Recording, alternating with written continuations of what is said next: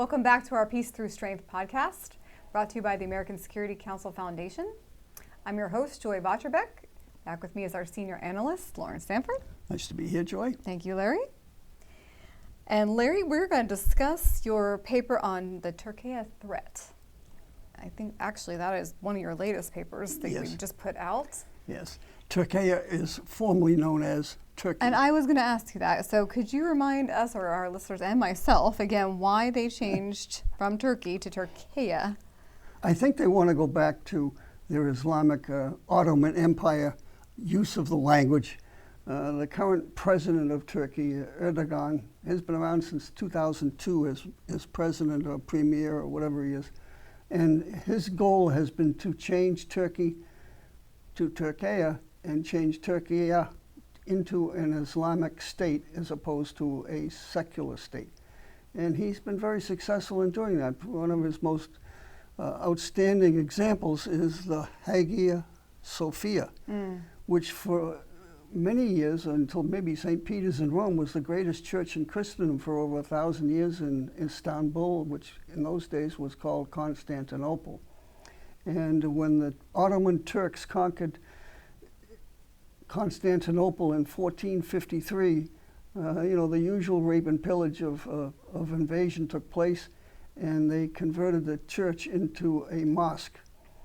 When Kemal Ataturk became president of Turkey in 1923, he wanted to change Turkey from a caliphate, and he banned the caliphate, into a westernized, modern, secular state with the mullahs having a background as religious leaders, and that's it. And so he changed the Hagia Sophia back into a museum. And so it was until maybe 3 or 4 years ago when Erdogan changed the museum back into a mosque. So here we have the greatest church in Christendom, over 1,000 years old, a mosque, and they covered up Christian signs and so forth. And Erdogan at one time was mayor of Istanbul before becoming president, and he was thrown in jail briefly by the military rulers at the time for promoting Islamic prayers and poems and so forth. And one of his poems that he was thrown in jail for was that the mosques are our barracks, the domes are our helmets, the minarets are our bayonets, and the faithful are soldiers.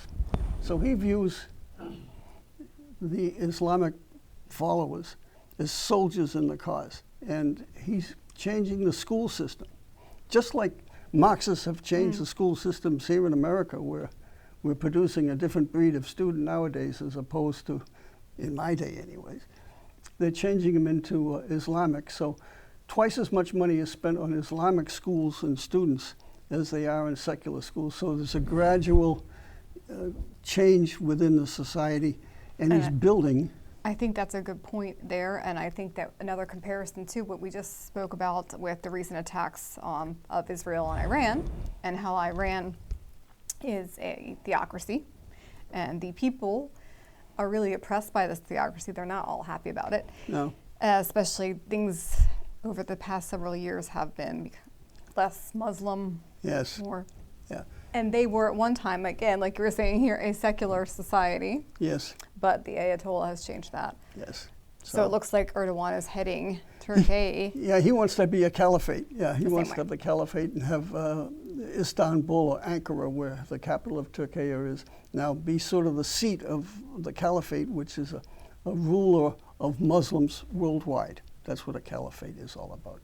But he's done other things too that are concerning to the West and the United States, and particularly, he bought the Russian missile system, even though he's a member of NATO. He's threatening Turkey. He's threatening Greek islands off the coast of Turkey that were part of Greece for a long time, and he's threatened to seize them because they're closer to Turkey than they are Greece.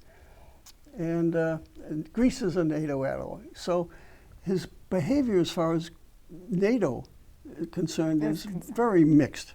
And then, of course, Turkish forces took over 1/3 of the island of Cyprus because the Greek government was fooling around with trying to take over Cyprus, so the Turks came in there. So that's a sort of a, there's an argument on each side on that one, but the fact is 50 years later, Turkey still controls 1/3 of the island of Cyprus. So, And that may be very beneficial for the oil that's not too far off the island. precisely, Joy, and the oil, and the islands are, the oil and gas lines are from Israel too. So there's a whole, another scenario of the value of territorial impetus. So, And along with that, another threat at about the same time as Israel and Hezbollah are going at this in Iran, Turkey just went and attacked the Kurds in Syria.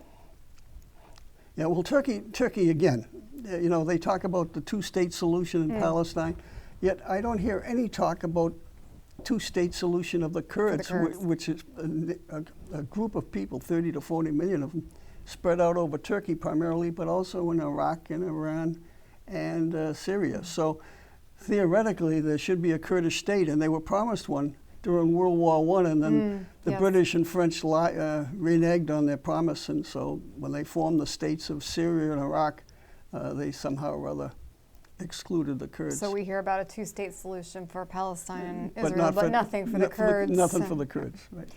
And on that matter, there was just a shooting, I believe, in Ankara. An explosion where they went after a missile factory there. Yes, So- so that could be in retaliation for the missile strikes on the Kurds. Yeah, and there's just, you know, Erdogan has jailed more journalists than any other country in the world. So he's clamping down. He's following the Chinese model, the Soviet Union communist model of controlling the press. And within the last month or two, a Navy ship was in Izmir, and some U.S. soldiers were attacked by so-called Turkish youth group. And the story is that this so-called youth group wouldn't have done anything like that without at least sort of a wink and a nod from the government. So they're playing games on that score too. Yes, and what about the American government response to that? Not much. No, I know. because you didn't really hear about it. No. So Turkey's it's sort of like being in the bazaar, making a deal here, making a deal there. They held up Sweden into NATO because they were negotiating for some things. They were mad at Sweden because they allowed Kurds to live there as refugees, and they were mad that Sweden and Denmark were allowing the Quran to be burnt in public. So, And I guess we should mention, when we say Kurds, that they believe the PKK party is a terrorist group. organization. And at one time they were, but they've pretty much. But there's a lot of Kurds that are not. Yes, precisely. Yeah. So. So any thoughts on a peace through strength solution here?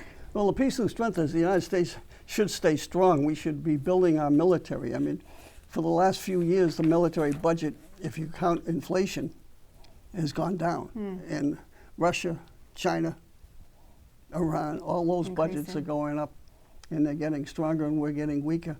We have this huge problem in our military of DEI and critical race theory and recruitment. You know, we talk about building up the U.S. Navy. One of my first thoughts is you build up the U.S. Navy, they're having a hard time manning the ships now.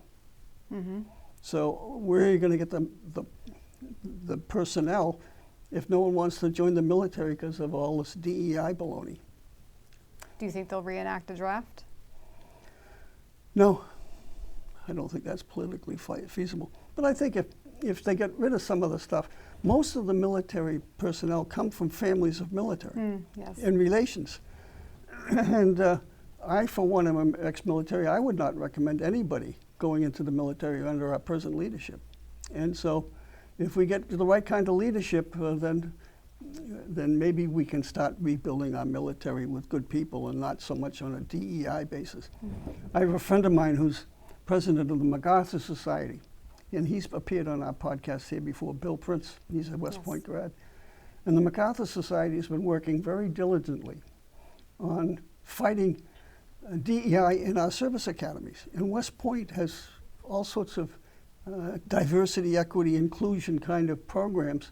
Instead of merit-based, it's based on the color of your skin, which is ridiculous and un-American. Martin Luther King must be rolling over in his grave with all that content versus character. So let's hope this change. Yep, we'll see. And we'll see what happens here in the U.S. as well. And let's hope this change. That's not a political statement because No. both candidates are saying that, aren't they? Yeah.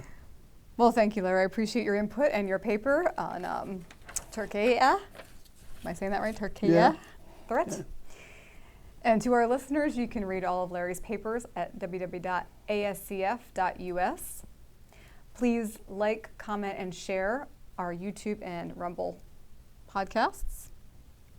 And also visit our Twitter, Facebook, and Substack pages. You can also follow us there and read more of Larry's articles and podcasts on our Substack.